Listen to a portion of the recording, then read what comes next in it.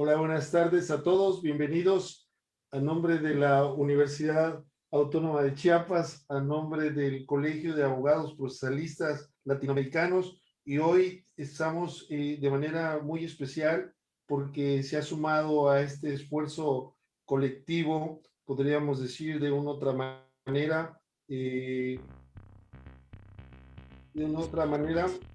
estamos teniendo un poquito de... No, es para empezar con un poco de ánimo. ¿Eh? Por favor, si quitan la música, muy amables. Bueno, decía que estamos empezando una primera temporada y tenemos hoy un programa muy especial dentro del Foro de Derecho de Protección a la Salud y estamos en coordinación. No me puedo concentrar porque la música, perdón, perdón por la emoción. Hoy está con nosotros otra vez, esa es la música, ¿no? Bueno, vamos a esperar un ratito que la quite. Le damos la más cordial bienvenida a todos. Quiero manifestar mi beneplácito porque hoy, les decía, se suma un académico reconocido tanto a nivel nacional como internacional. Me refiero a nuestro querido colega Carlos Reyes Díaz y que se suma a este esfuerzo a través de la red académica latinoamericana de la ciencia de la salud. Para nosotros es un honor esta suma de esfuerzos para hacia un fin común, que es proteger los derechos humanos a través de la difusión de la cultura jurídica. Así que bienvenido, Carlos Reyes Díaz, a esta primera temporada, a esta aventura de las redes para tocar asuntos importantes para todos nosotros. Muchísimas gracias, Alfonso. Bueno, yo quiero en primer lugar saludarte, saludar a quienes nos acompañan el día de hoy en este nuevo proyecto esencialmente académico. Efectivamente, me da mucho gusto compartir con el SECOCICE y yo ahora en mi carácter de coordinador de la red de académicos latinoamericanos en ciencias de la salud. Pues estamos muy contentos de incorporarnos a este proyecto que tienes ya encaminado tú y que me parece que puede ser de mucho interés para un amplio público interesado en estos temas.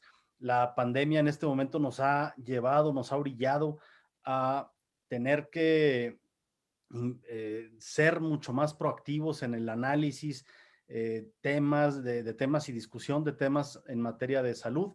Y por ser un tema tan amplio, tan transversal, pues involucra temas jurídicos, pero involucra temas de muchas otras disciplinas también. Entonces vamos a hacer aquí un esfuerzo, gracias a tu acompañamiento, para poder llevar a todos ustedes algunos temas que pueden ser de gran interés, no solamente por el momento coyuntural de la pandemia, sino porque es un tema permanente de preocupación para todos nosotros.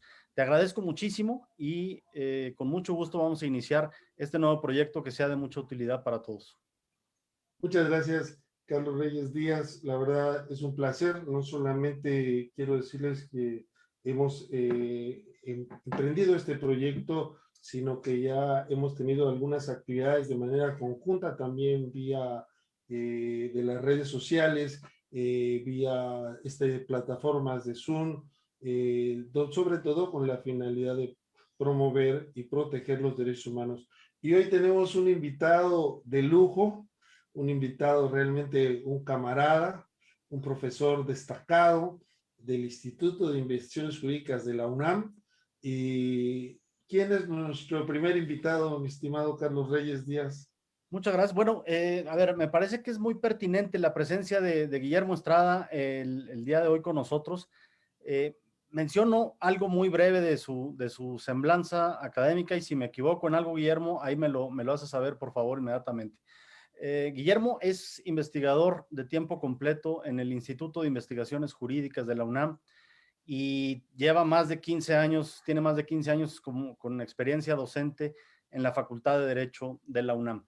Es un especialista en materias de derecho internacional y específicamente en el área de la protección internacional de derechos humanos. Guillermo es, como ya lo dije, doctor en Derecho y tiene estudios tanto en España como en Italia, en donde además de eso, pues ha tenido varias estancias de investigación en el Instituto Max Planck de Heidelberg en Alemania. En fin, es uno de los académicos que creo yo domina en gran medida el tema del derecho internacional público y del derecho internacional de los derechos humanos, y además de ser un gran amigo de hace muchos años, creo yo que reúne todas las características esenciales para poder dar un primer paso en nuestro programa, en donde vamos a hablar precisamente de esa importante coyuntura entre la protección de la salud y la protección internacional de los derechos humanos. Entonces quiero darte la bienvenida, Guillermo, agradecerte que seas nuestro primer invitado, nuestro padrino en nuestro primer programa, pues hoy más que nunca me parece que es pertinente, muy pertinente tu presencia con nosotros. Bienvenido. El placer es mío. Mil gracias, Carlos, y mil gracias, Alfonso, por abrirme este espacio y por dialogar con ustedes, que sin lugar a dudas será pues un espacio para enriquecernos, para dialogar sobre temas, entiendo yo, que serán justamente o temas alrededor de la salud, y no solo como prevenías o advertías, Carlos, no solamente desde el punto de vista jurídico. Así que el que está feliz de estar con ustedes soy yo, y ustedes me van diciendo cuál sería la dinámica de este diálogo para entrar en cuanto ustedes digan. Tú dices, Alfonso, ¿cómo Pues comenzamos? no sé, podríamos empezar, si lo consideras, Guillermo, estableciendo la influencia. Ya hemos dicho que es experto en derecho internacional. De antemano, es interesante también ver la perspectiva de esa fuente del derecho. Ya lo hemos platicado en otras ocasiones, estimado Guillermo, bienvenido. ¿Y cuál sería la influencia del derecho internacional público de los derechos humanos en el derecho a la protección de la salud en los estados nacionales como México, que pertenece o forma parte del sistema interamericano de protección de derechos humanos o del sistema universal de protección de derechos humanos? ¿Cómo vislumbras tú o cómo ves ese derecho que permea hacia los estados nacionales? Gracias, Alfonso. A ver, yo sí quiero decir primero que la idea de la salud vista desde el derecho internacional tiene distintas perspectivas. Yo, por tu pregunta, por la invitación, por el tema que nos convoca hoy, haremos énfasis en derecho internacional de los derechos humanos, como se ha dicho, pero siempre hay que estar conscientes que hay otros derechos internacionales también que miran, que regulan el tema de la salud humana, que es lo que nos convocará en estas sesiones. Dicho eso, habría que empezar por esta distinción ya superada, pero que de alguna manera eh, eh, evidencia los catálogos de los derechos humanos con los cuales trabajamos a nivel internacional. Uno, el famoso Pacto de Derechos Civiles y Políticos, esa llamada primera generación de derechos humanos, en donde no se advertía el tema de la salud, sino hasta los derechos que están identificados como derechos económicos, sociales, culturales y que sobre todo en América Latina le hemos denominado ambientales, los DESCA. Eh, Allí sí, en el catálogo de los derechos económicos, sociales y culturales, particularmente en el pacto, como le decimos también de manera abreviada, el PDESC, para referirnos al pacto que engloba estos derechos, aparece el derecho a la salud como un derecho autónomo, separado de los derechos de la primera generación, de los derechos civiles y políticos, donde podría estar ubicado el derecho a la vida o el derecho a la integridad personal. Debo decir, como advertía también, que esta distinción entre derechos civiles y políticos y DESCA y otras generaciones de derechos hoy prácticamente está superada en la práctica. Pero hoy está superada en la práctica, pero sí nos advierte de la manera en cómo se fueron construyendo esos derechos paulatinamente. Y debo decir, por último, que en el caso, en esta introducción, que en el caso de México fue la reforma al artículo 1 de la Constitución y a otros artículos de la Constitución en 2011, lo que le abre de manera frontal, directa, la puerta al derecho internacional, particularmente al derecho internacional de los derechos humanos, y por lo tanto viene allí el derecho a la salud. Y con eso hay una influencia permanente, un diálogo, una obligación, incluso diríamos ya ahora, de mirar lo que dice el derecho internacional de los derechos humanos en el caso del derecho a la salud. Perfecto. ¿Qué podríamos considerar al respecto, mi estimado Carlos Reyes? Bueno, a ver, a mí desde luego el tema, particularmente en este momento, reviste una importancia innegable.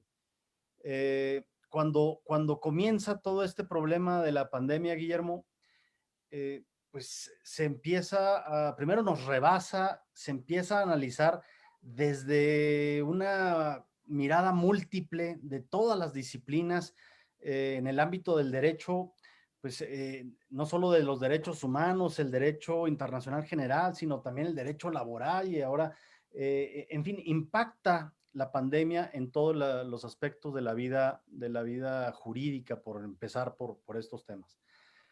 Y sin embargo, así como nos ha rebasado como personas, creo yo que esta pandemia nos ha rebasado también como instituciones, como países.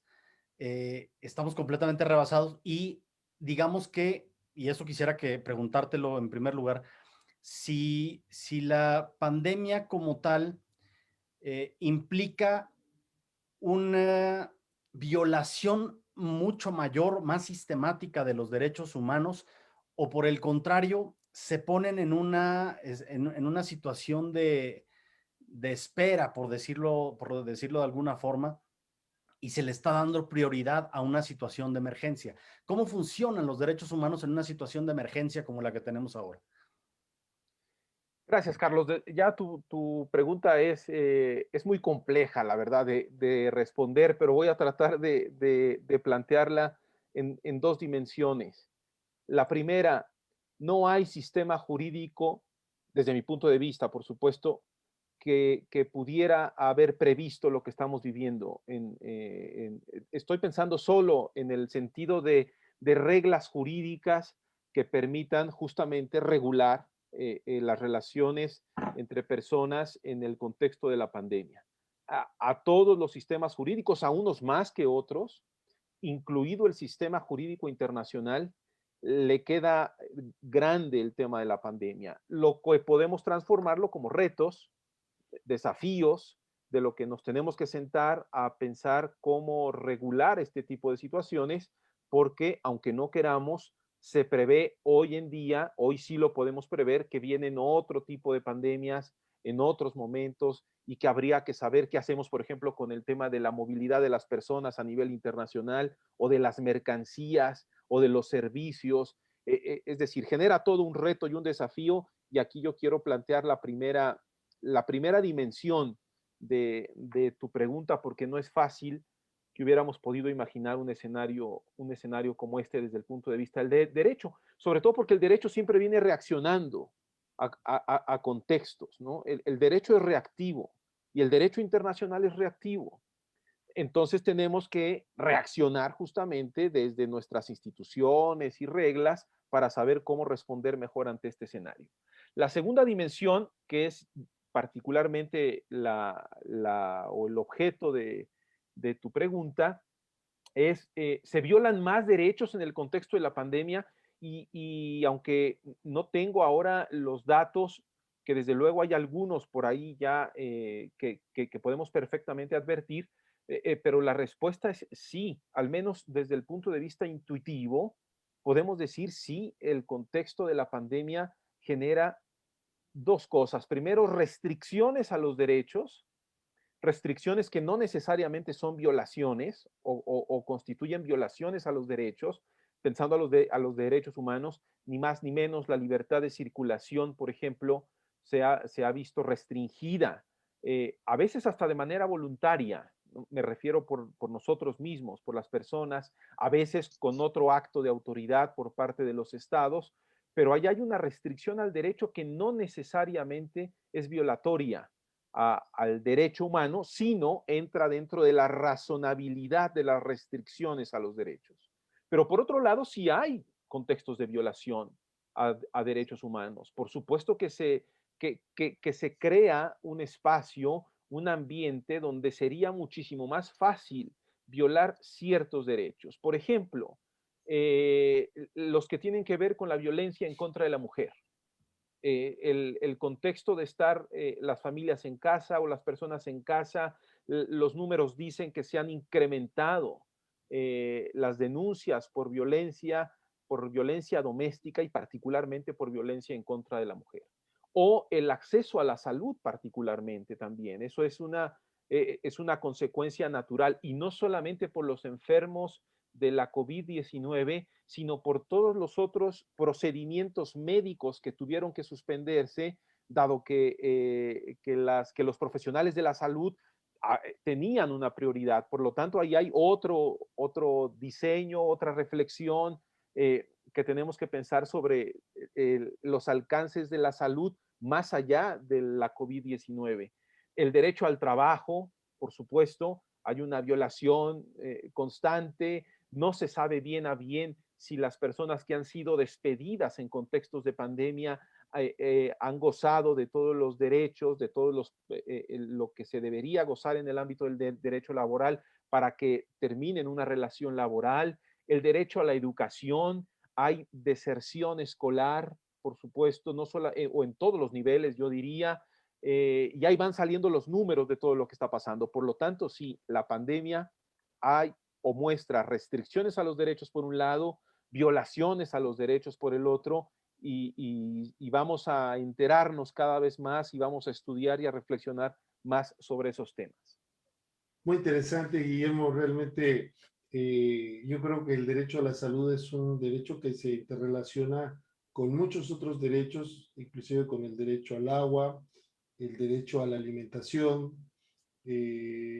pero vamos a hablar, si tú lo consideras, desde antes de la pandemia.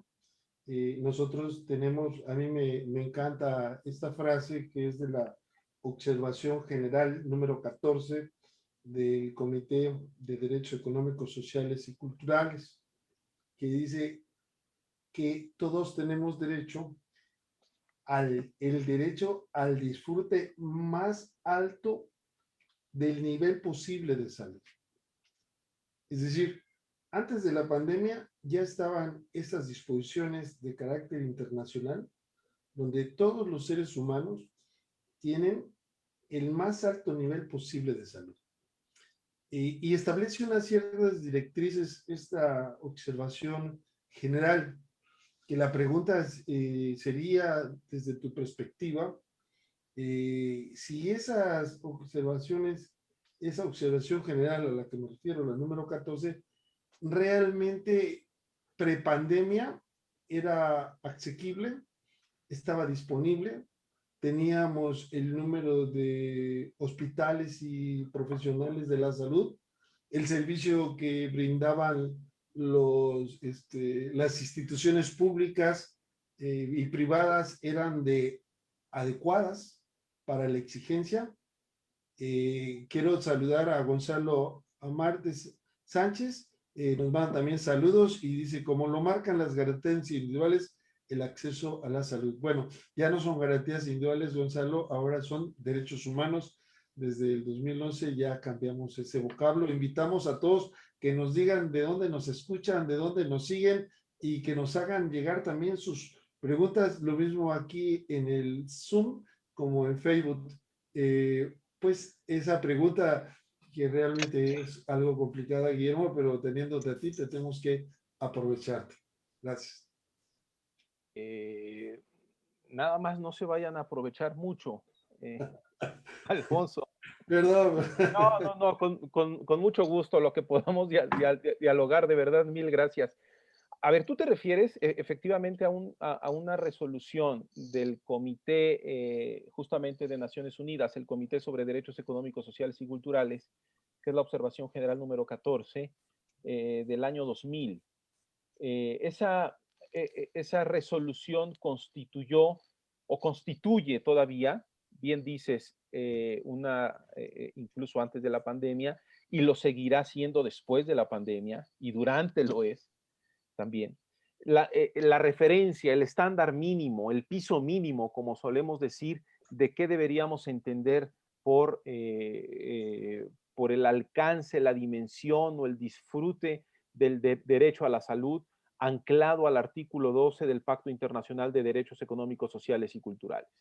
Y entre otras cosas que desarrolla la observación general número 14, trae la definición de la Organización Mundial de la Salud, de la Constitución de la Organización Mundial de la Salud, que habría que insistir. No es que el derecho a la salud establezca el derecho a estar sano, sino un derecho a no estar enfermo.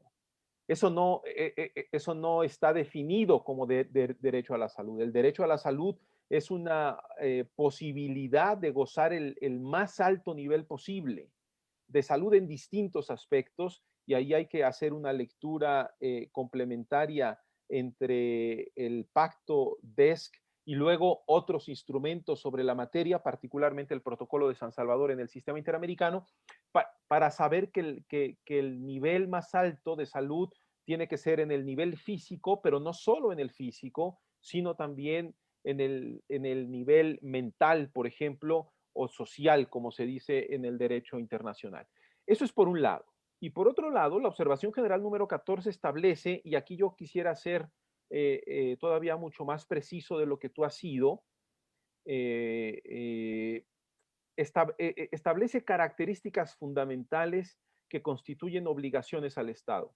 Y justamente con estas características responderé de manera precisa también tu pregunta. El goce del derecho a la salud o el disfrute del derecho a la salud está determinado por ciertos elementos, por ciertas condiciones. Dice literalmente la observación general número 14 que deberían estar presentes en los sistemas de salud de los estados. Y habla de 4 características fundamentales: la disponibilidad, la accesibilidad, la aceptabilidad y la calidad. De manera interrelacionada, estos 4 elementos o estas 4 precondiciones ofrecen o tendrían que ofrecer el nivel más alto de salud posible para las personas. Lo cierto es que eso no necesariamente es cierto. No siempre existe la disponibilidad, por ejemplo, y por disponibilidad se debe entender justamente un número suficiente de establecimientos, de bienes, de servicios públicos de salud, es decir, que haya suficientes hospitales, hospitales con cierto grado de especialidad además, y eso no es posible. Por eso se habla de otra característica propia, o se hablaba de una característica propia de este tipo de derechos, y hoy se habla sobre todo de una característica de los derechos, que es la progresividad, que no se pueden agotar de un día a otro, sino que deben ser de cumplimiento paulatino. En todo caso, y con esto, si quieres, pongo fin a esta intervención, la observación general número 14 seguirá siendo un estándar útil para pensar el derecho a la salud en tanto obligación correlativa del Estado, y nos daremos cuenta que sobre todo a nuestros estados latinoamericanos les falta mucho. Entonces allí hay que seguir pensando en la progresividad. Muchísimas gracias, Guillermo. Bueno, yo antes de continuar, quiero y veo aquí algunas intervenciones. Saludo, por supuesto, a todas las personas que nos acompañan. Veo gente de Chicago, de Veracruz, de Sonora, de Guadalajara. Muy bienvenidos y agradecemos esta confianza en este proyecto que, como ya les decíamos, comienza en esta ocasión, pero que si nos acompaña también su confianza, más adelante se podrá prolongar una, dos, tres o más temporadas de acuerdo con lo que ustedes dispongan. Yo quisiera aprovechar, Guillermo, me quedo pensando con esta circunstancia de justamente antes de que intervinieras en esta última ocasión, eh, eh, ¿hasta dónde está la obligación de la protección a la salud por parte del Estado? Sabemos y es natural que no todos los estados tienen las mismas condiciones para poder darle servicios de salud en todas estas características, con todas las características que acabas de mencionar. Es muy difícil proveer los servicios de salud de manera completa, efectiva, oportuna, satisfactoria en todos los sentidos a las personas. Yo me quedo pensando porque yo generalmente traigo pues mis temas comerciales y de inversión a la mente, y hay un principio que han dicho los tribunales internacionales acerca de la protección efectiva que se le debe de dar a los extranjeros o a los inversionistas en nuestro país.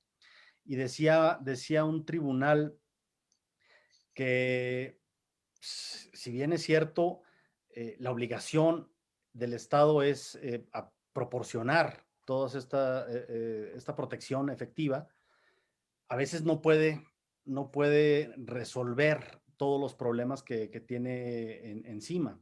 Y hablando de temas de salud, dice otro tribunal, sin embargo, al que le corresponde otorgar todos estos, la satisfacción del tema de la salud, es al Estado, igual que la seguridad, igual que otros servicios le corresponden al Estado. ¿Qué pasa cuando el Estado no puede? Dice en el ámbito de inversiones un tribunal, el Estado no puede decir ni puede argumentar que no tiene la capacidad de resolver esto, porque es la obligación más intrínseca que tiene el Estado. Yo traslado esto hacia el ámbito de la salud y yo te preguntaría si desde la perspectiva de derechos humanos, el Estado también puede eventualmente decir, no puedo, es mi obligación abastecer de medicamentos a toda la gente. Sí, no puedo. ¿Existiría algún tema de violación de derechos humanos por el hecho de decir no puedo? ¿O es una justificación suficiente para eximirlo de responsabilidad? Fíjate, Carlos, que lo que planteas ha sido motivo de no solamente de revisión judicial internacional, sino también en los comités de Naciones Unidas, porque claro, los estados se preocupan de que algunos tratados internacionales les pusieran esta obligación, particularmente en temas, insisto, de lo que denominamos DESCA, le pusieran obligaciones altas o altísimas, y entonces los estados se muestran cautos, reticentes, justamente porque el estándar es tan alto que les cuesta llegar. Habría que decir, por lo tanto, 2 o 3 cosas. Primero, el Estado no puede, en derecho internacional de los de derechos humanos, decir solamente no puedo y con eso tratar de quitarse una obligación jurídica internacional. Es decir, esto que nosotros llamamos progresividad en el derecho internacional de los derechos humanos no debe ser vista como una carta en blanco que le permita al Estado reposar tranquilamente y olvidarse de sus obligaciones. Es decir, como no puedo tener hospitales o no puedo tener profesionales de la salud especializadas en cierto tema en todo el territorio nacional, pensando en México, entonces no hago nada para hacerlo y cuando me llegue una demanda por violación al derecho a la salud, pongo el argumento de que me es materialmente imposible. Eso no puede ser leído así en el derecho internacional de los derechos humanos. Insisto, no es una carta en blanco que se le da al Estado para que la saque siempre que pueda y formule esta defensa desde la comodidad del reposo de las obligaciones internacionales por parte del Estado. Al contrario, lo que plantea esta obligación es que siempre debe existir no solamente la voluntad, sino acciones concretas por parte del Estado, permanentes, cuantitativa y cualitativamente, estoy refiriéndome solamente a los servicios de salud por ahora, que le permitan decir, no puedo, pero mira todo lo que he hecho hasta este momento. Es decir, seguramente llegará el momento en el que pueda hacerlo, en el que pueda proteger tal como tú me estás proponiendo un tipo de obligación relacionada con el derecho a la salud, pero ahora me es imposible. No obstante, he hecho mucho a partir de tal punto, le he dedicado determinado presupuesto y de esa manera el Estado podría eventualmente justificar una determinada violación por una imposibilidad de actuación. Normalmente debo decirlo que el Estado pierde estos argumentos porque lo que tenemos en nuestras realidades es que no siempre se advierte una línea ascendente en materia de protección de derechos económicos, sociales, culturales y ambientales. Es decir, no siempre va hacia arriba el Estado en sus obligaciones y a veces más bien descansa o incluso lo que está prohibido también y que está de alguna manera implícito en el principio de progresividad es la no regresividad de los derechos. No solamente no progresa, sino que además camina hacia atrás. Hay una frase que está establecida en el Pacto Internacional de Derechos Económicos, Sociales y Culturales que justamente obliga al Estado a adoptar medidas hasta el máximo de los recursos que disponga. Y este máximo de los recursos que disponga lo que significa es que el Estado no puede escatimar recursos para la protección de los derechos en un caso concreto. Si tiene esos recursos, tendrá que ponerlos a disposición de las personas y de esa manera garantizar y proteger los derechos. Si no lo hace, ahí es donde podría existir la responsabilidad internacional del Estado.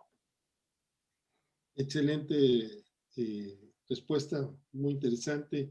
Antonio Miñoto nos sigue desde Brasil, está en Facebook, lo saludamos. Carlos Rafael Guajardo, de la Universidad Autónoma de Tabasco, Zaira Hernández Gómez, Lizeth Caterine, Merly Martínez. También estamos transmitiendo y nos ven nos ve Gustavo Colunga en San Luis Potosí. Tenemos una pregunta de María de Los Ángeles Mares, que me voy a permitir leer, y los invitamos a que nos digan cómo les está yendo con la pandemia en Honduras, en Ecuador, en los países donde nos ven y en las regiones del país que tenemos. También es cierto que estamos experimentando cosas muy nuevas, cada vez se descubren, por desgracia, nuevas variantes del COVID. Ahora uno de los países más afectados es Brasil, inclusive se han estado cerrando las fronteras de los países que tienen, que blindan con ellos porque no quieren que se escape esa variable que le he llamado la variable brasileña, inclusive como sucedió en Europa con la variable británica, ¿verdad? Pero no nos gusta poner la nacionalidad porque los virus creo que son universales. Dice Carlos Iván López, ¿cómo materializar la protección del derecho a la salud por parte del Estado? ¿Será necesario regular este derecho con una norma secundaria concreta y específica? Es decir, tener una regulación especial, esto en base a la obligación del Estado a poner todos los recursos que tiene a su alcance. En Tuxtla Gutiérrez nos dice Gonzalo Amarante, gracias, estamos viviendo una nueva normalidad.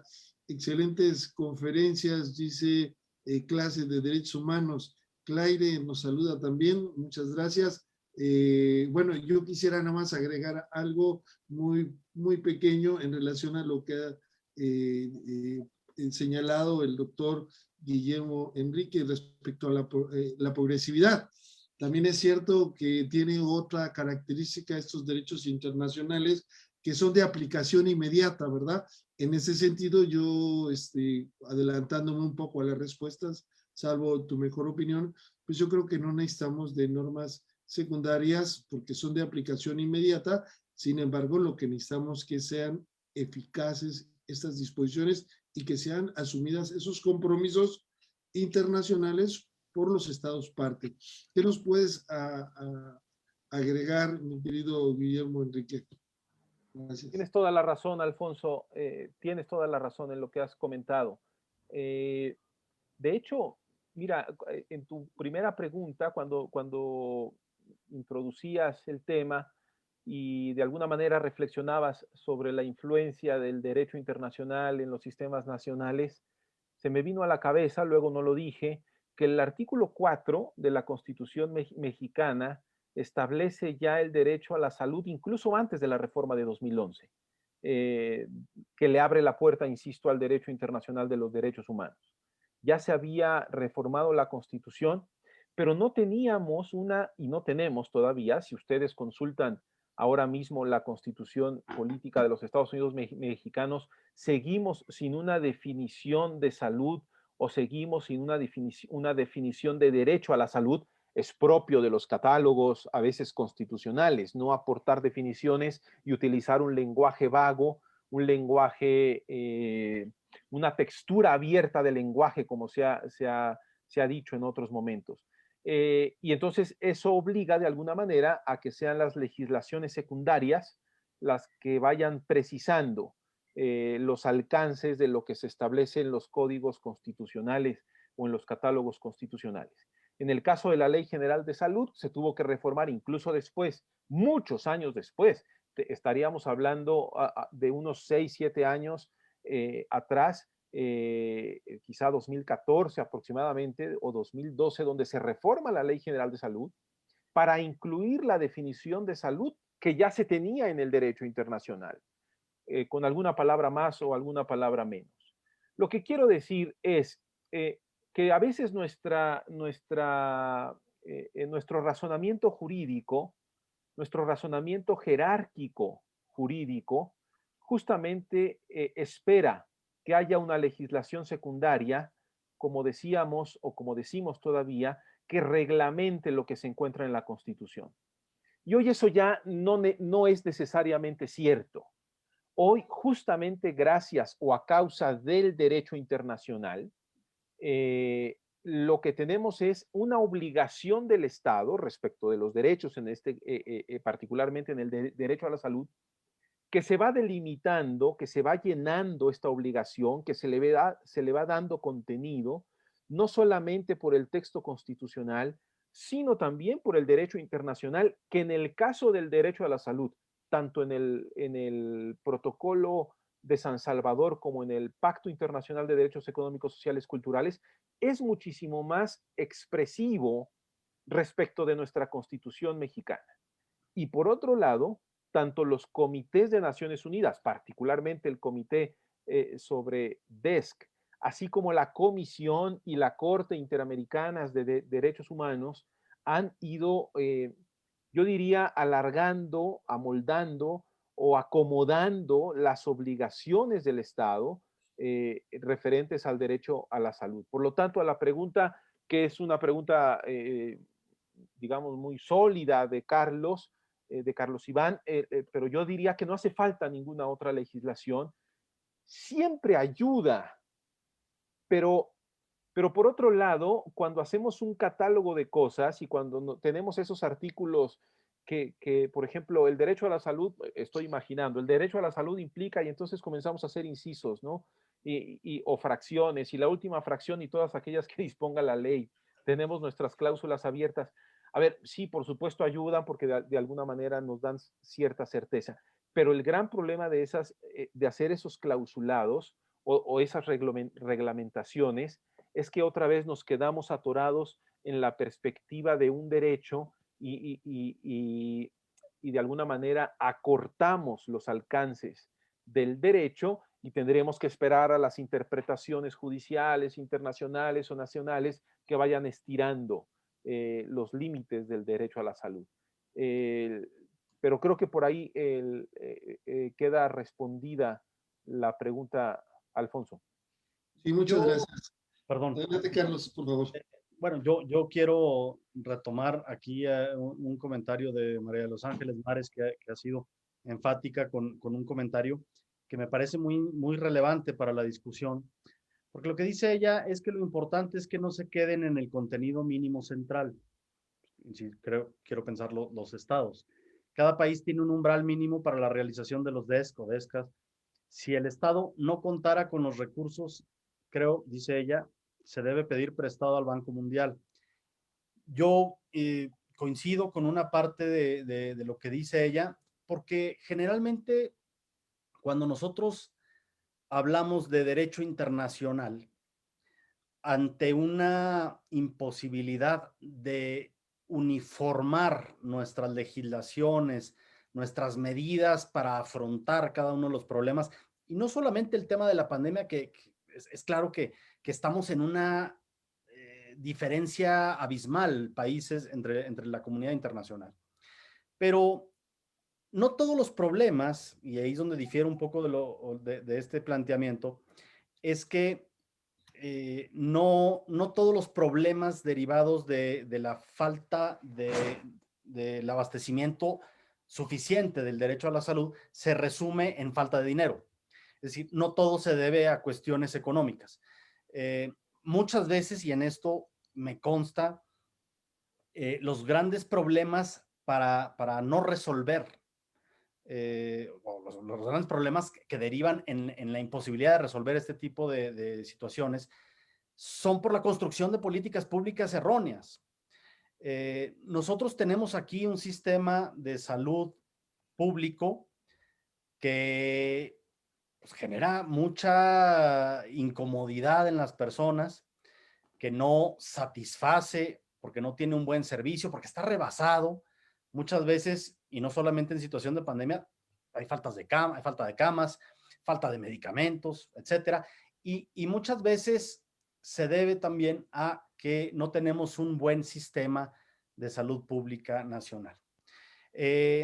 Yo quiero preguntarte en términos concretos y después de hacer este planteamiento con lo que dice María de los Ángeles Mares, si esto se pudiera resolver elevando ese piso mínimo o tratando de buscar cada vez más la uniformidad de normas, de reglas, de políticas internacionales que ayuden a elevar ese piso mínimo y que no quede así como una diferenciación tan abismal entre lo que hace un país y lo que hace el otro.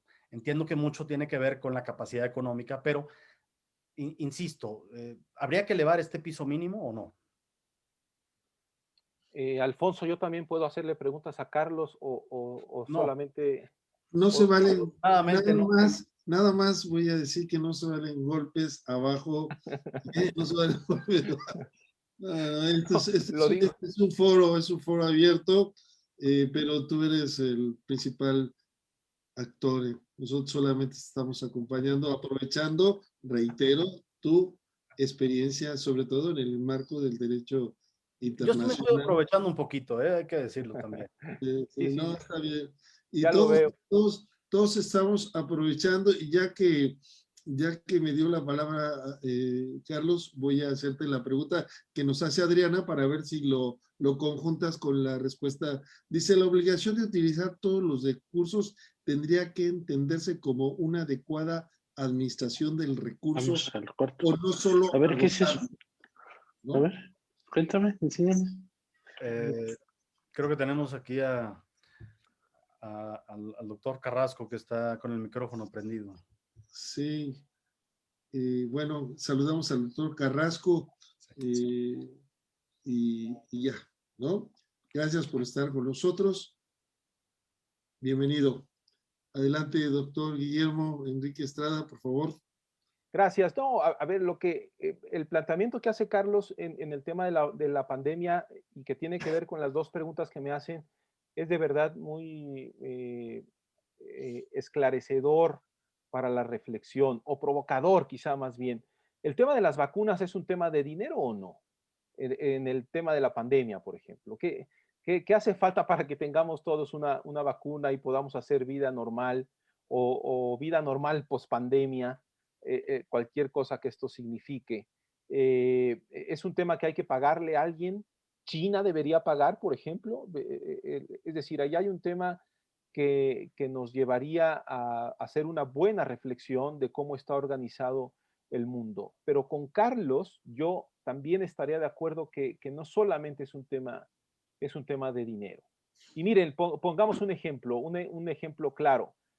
Tenemos, y me voy a guiar por las notas periodísticas a las cuales he tenido acceso, pero también por una serie de experiencias personales, particularmente con mis adultos mayores, por decirlo de alguna manera, que han tenido la posibilidad de vacunarse ya en México y que han pasado entre 6 y 8 horas en el sol tratando de obtener una vacuna, tanto en Guerrero como aquí en la Ciudad de México, en distintos momentos. Eso pone justamente el énfasis en el sentido de que no solamente es tener la disposición de un determinado bien o de un determinado servicio o de un determinado establecimiento. No se reduce a una capacidad adquisitiva o no para tener una plena y real garantía y protección del derecho a la salud.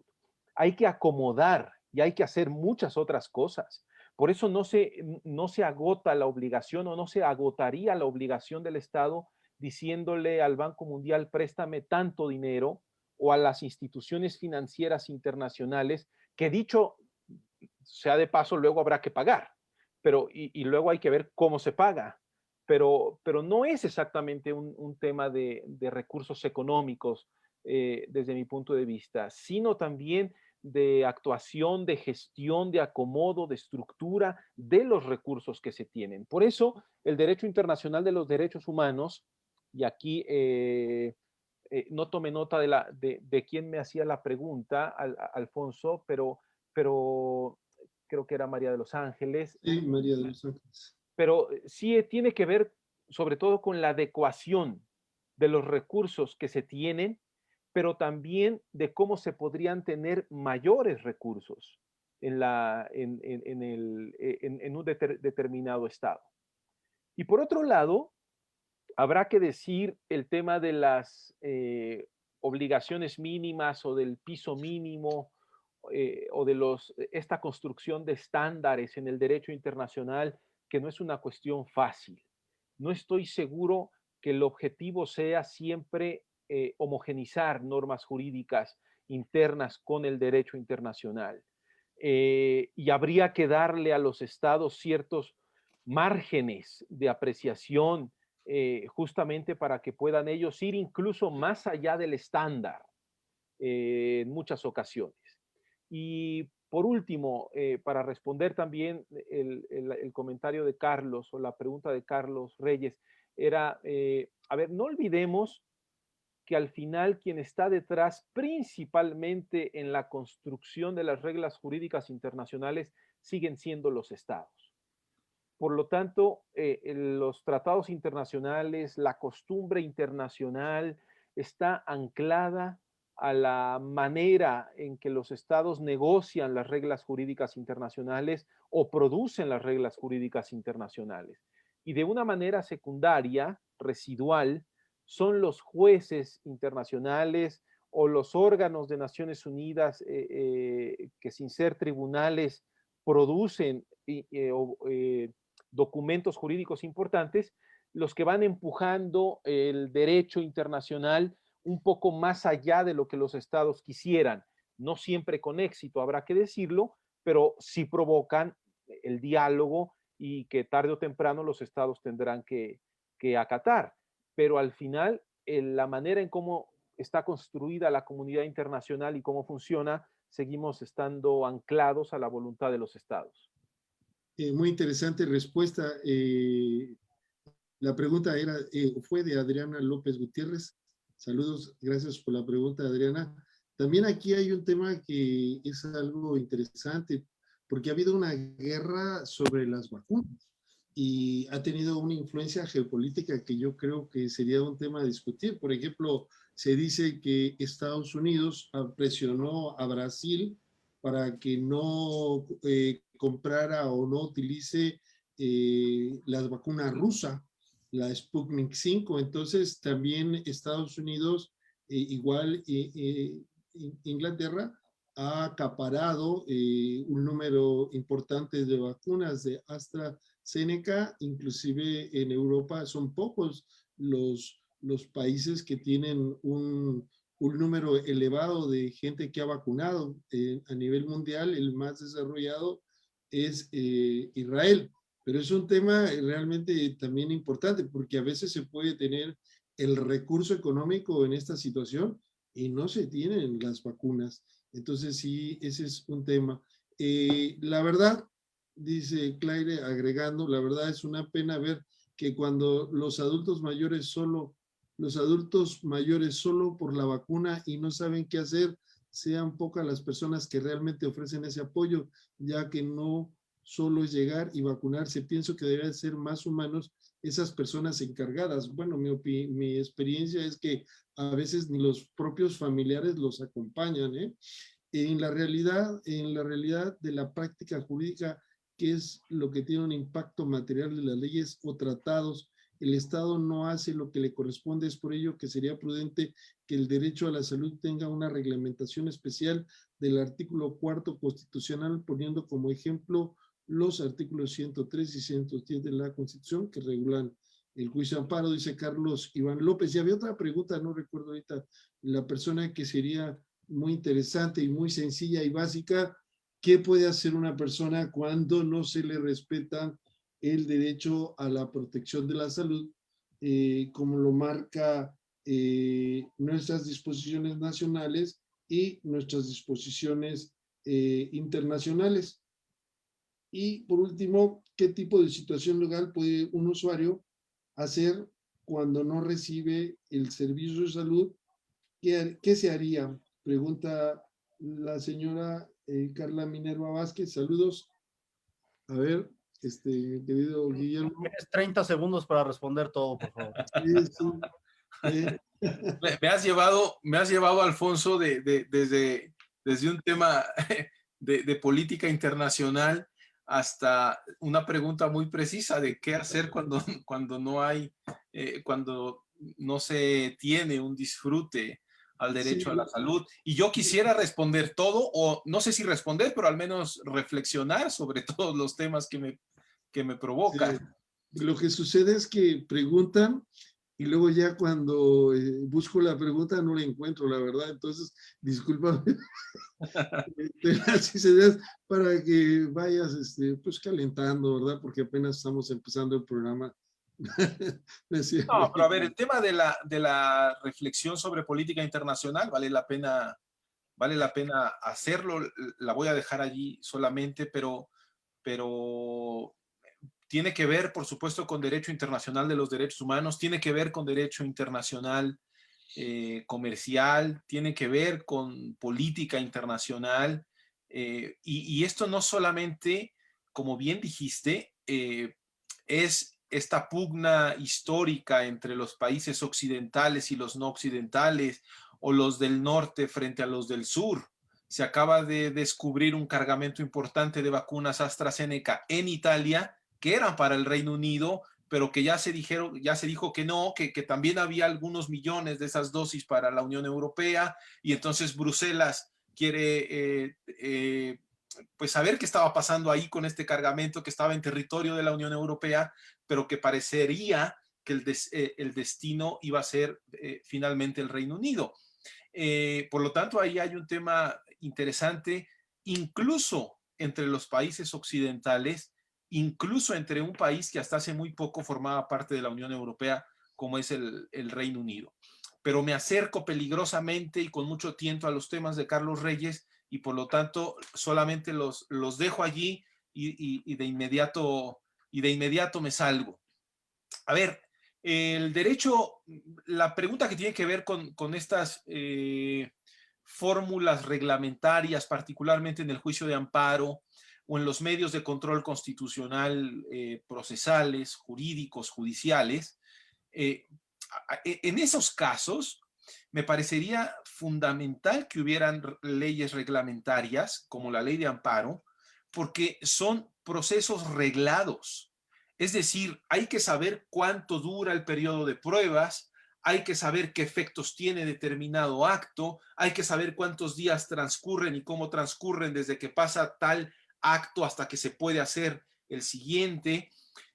Y por lo tanto, sí me parece que en esos casos es obligatorio que exista una regla o un conjunto de reglas, lo que llamaríamos leyes reglamentarias, que justamente desarrollan lo que aparece en la Constitución. En el caso del derecho a la salud o de los derechos, insisto que las reglamentaciones suelen ser a veces estorbos o limitaciones, para no ser tan pesimistas en los vocablos que uso, pues suelen limitar los alcances de los derechos. ¿Realmente necesitamos de leyes reglamentarias de todos los derechos, particularmente del derecho a la salud? ¿O lo que tenemos nos es suficiente para que una autoridad del Estado pudiera, ya sea ofrecer el servicio o vigilar que se cumplan bien los estándares de quien ofrece el servicio, que no necesariamente sería el Estado, que podría ser también un particular, por ejemplo? Tenemos lo suficiente y desde mi punto de vista, claro, aunque siempre hace falta cuidar ciertos detalles, mejorar, etcétera, hoy por hoy tenemos suficiente material como para exigirle al Estado que cumpla con determinadas obligaciones.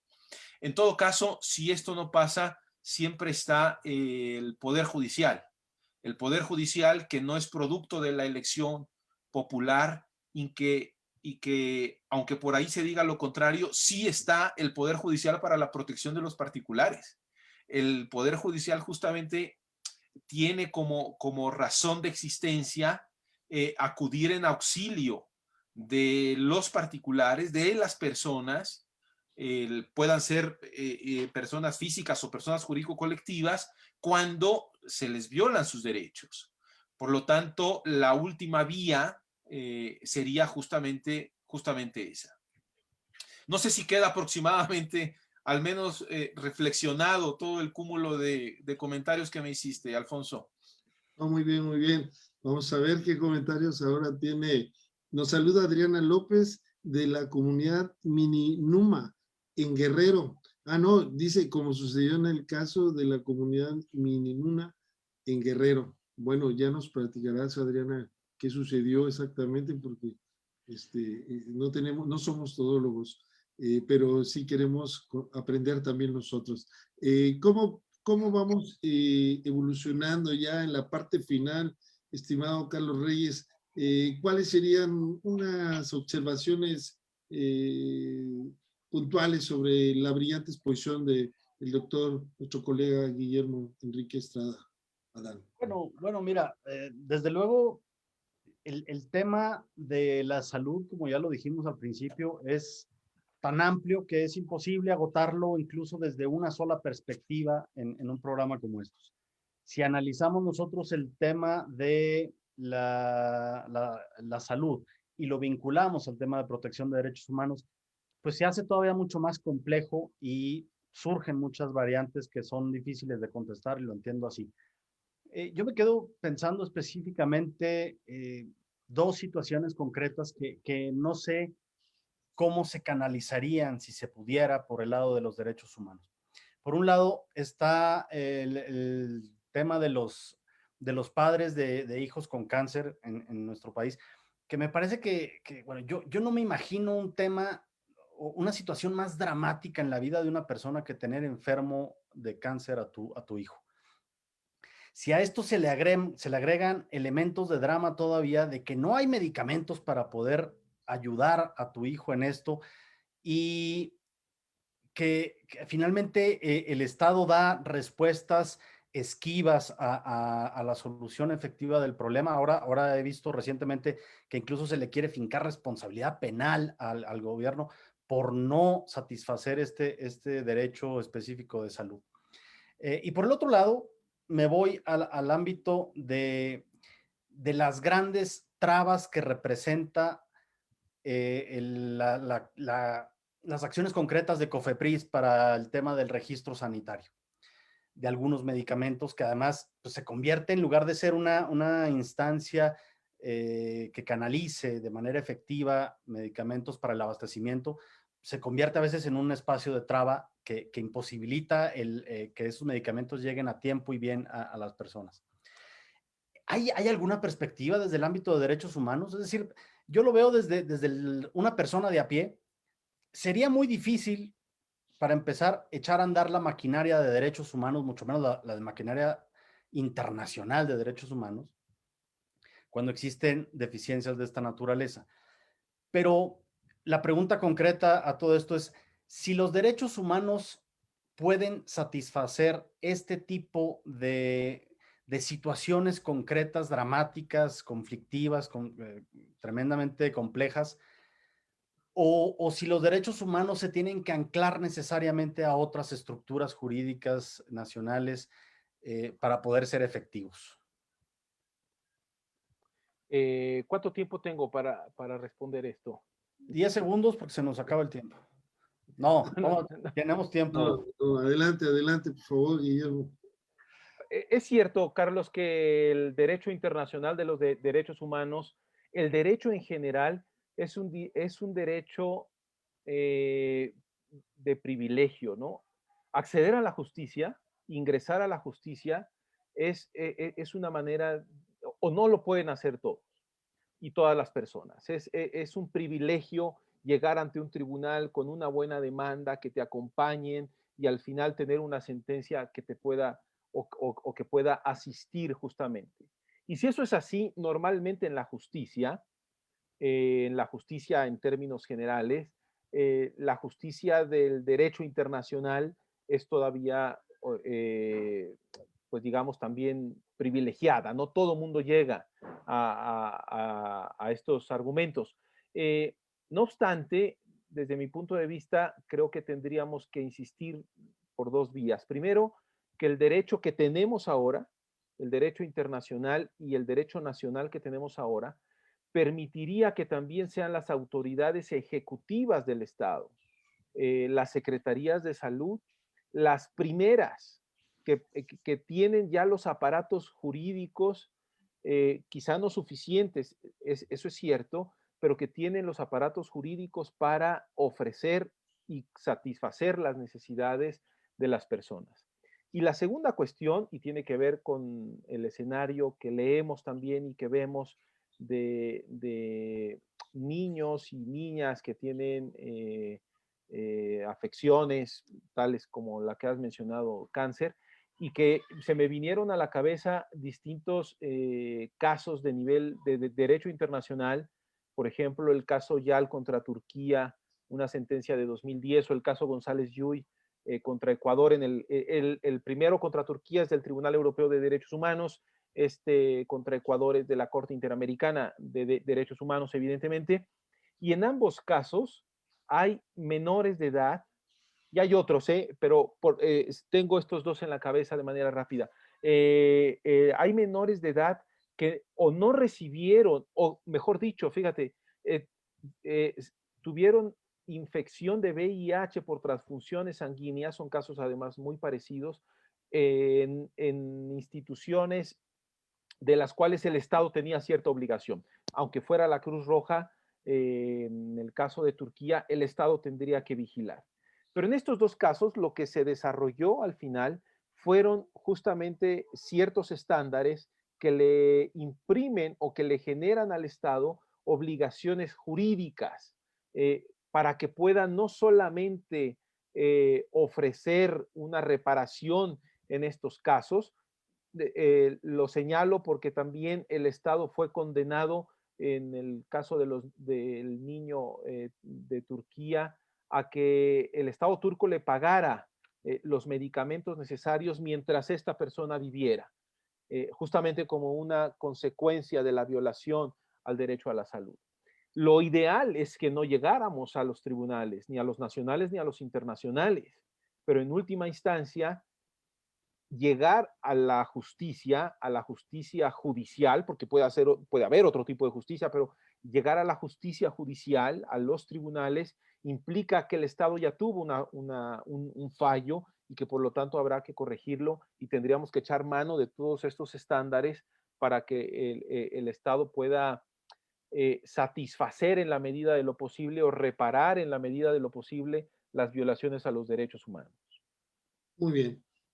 Saludamos a Carolina Román, siempre nos sigue, ella es de Ecuador, a Frida Natarén, Alejandra de Los Ángeles, saludos desde Sonora, Leti García Aguileras, saludos desde Zacatecas. Bueno, pues estamos llegando al final de este primer programa. Realmente ha sido un honor estar con todos ustedes en este foro, no solamente los que han participado de una u otra forma en la organización, Carlos Reyes y su servidor, sino desde luego a quien nos ha dado el inicio de esta primera temporada, nuestro querido amigo Guillermo Enrique Estrada Adán. Yo quisiera, para concluir este primer programa, también quiero decirles que nos vamos a ver el día 7 de abril. El día 7 de abril tendremos el siguiente programa. Queremos que también nos escriban y nos digan cuáles son los temas que quieren que tratemos, de una u otra forma, todos los que se relacionen con el derecho a la protección de la salud.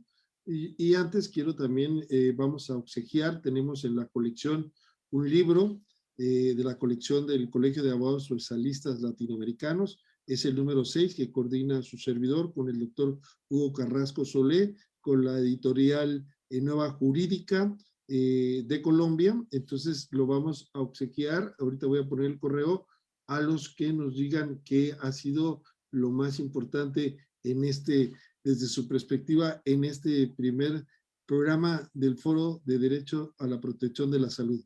Entonces, empezaríamos con tu gran conclusión, Guillermo Enrique, y le pediríamos a mi colega, amigo y coconductor Carlos Reyes, que se ha sumado con la asociación RAL, y para nosotros es un placer enorme. ¿Cuál es la perspectiva de este proyecto que hoy iniciamos con el colegio y con la universidad y con RAL para tratar de difundir estos temas tan necesarios, no solamente para las personas en general, sino también aquellos que son motores de cambio, que son los futuros profesionistas? Adelante, Guillermo, por favor. Muchas gracias, Alfonso. Siento dos cosas. Primero, que no pueda ir a Chiapas, que estos eventos no se hagan por esta vía y que de alguna manera no nos podamos mover, porque hubiera sido una excelente oportunidad, como siempre son excelentes oportunidades de ir a Chiapas. Pero por otro lado, celebrar que tienes y que tienen junto con Carlos un alcance importantísimo con esta serie de programas, y muy agradecido de que sea yo quien haya inaugurado en esta ocasión. La segunda cuestión, y ya con esto concluyo, es que se quedan muchos temas siempre en el tintero. Yo, por ejemplo, hubiera querido hablar de la justiciabilidad del tema de la salud en el ámbito internacional, un poco para explicar cómo se fue dando este tema, aunque al final hablamos de la justiciabilidad porque pensamos en que se pudiera llegar a los tribunales internacionales, o los enfoques endémicos que ahora están muy en auge en el estudio del derecho a la salud y que permiten mirar interseccionalmente con este enfoque endémico, permiten mirar interseccionalmente la condición de distintas personas para advertir si hay una obligación mayor de parte del Estado respecto de una garantía o protección del derecho a la salud, o de otros principios, de otra caja de herramientas, como le he llamado o le hemos llamado a algunos, que le permiten mirar el derecho a la salud desde o con distintas justamente herramientas como la interdependencia, el derecho al desarrollo científico, por ejemplo. Un buen tema que solamente lo voy a dejar aquí como provocación es si tenemos derecho a recibir la vacuna para la COVID-19, para atacar el virus SARS-CoV-2, o si tenemos derecho a recibir una especial vacuna. Es decir, si el desarrollo científico nos otorga un derecho para recibir un alcance específico de las vacunas, de todas las que ya se encuentran aprobadas por las autoridades sanitarias.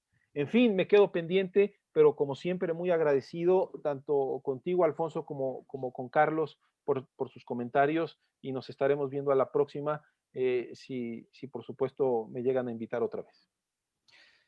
Pues muchas gracias, y yo quiero empezar agradeciendo a nuestros espectadores, a quienes estuvieron pendientes de esta charla, pero especialmente agradecer sus preguntas, que es en realidad lo que nos ayuda a enriquecer este programa. Quiero agradecer a Alfonso Martínez por esta oportunidad y felicitarnos pues por esta comunicación que vamos a tener a partir de ahora juntos para varios bueno, para toda la gente que quiera unirse a nuestro programa. Vamos a tratar algunos temas. Yo, antes de agradecerle a Guillermo, por supuesto también me quedé con muchas preguntas. Ahorita que decías esto de cuál es el derecho a la vacuna, yo me quedo con una para planteártela ya después en otra ocasión. Si yo tengo un derecho humano a negarme a que me vacunen, y por eso quizá provocar que se siga propagando el virus. Hay ciertos temas ahí de debate que me parece que es uno de los propósitos de este programa, no solamente resolver las dudas, que es imposible resolverlas todas, sino además plantear muchos más temas para próximos debates. Quiero de verdad, sinceramente, agradecerte, Guillermo. Yo creo que siempre que te escucho hablar de estos temas, aprendo un poco más de derechos humanos, y siempre es importante ir uniendo estos eslabones jurídicos para la construcción de una sociedad mucho más justa, más equitativa en el futuro. Mil gracias, y seguramente nos acompañarás más adelante en otro programa, te lo garantizo. Gracias nuevamente, Alfonso. No, gracias. Gracias a Guillermo, gracias a Carlos por esta ocasión que hoy iniciamos. Estoy seguro que vendrán más programas, así que los invitamos a que nos sigan. Gracias, Guillermo. Orgullosamente, Puma, arriba la UNAM, y todos los que nos siguen los invitamos a que estén con nosotros el 7 de abril para continuar con estos y otros temas más en el foro de acceso a la protección a la salud. Muchas gracias. Buenas noches. Gracias, buenas noches.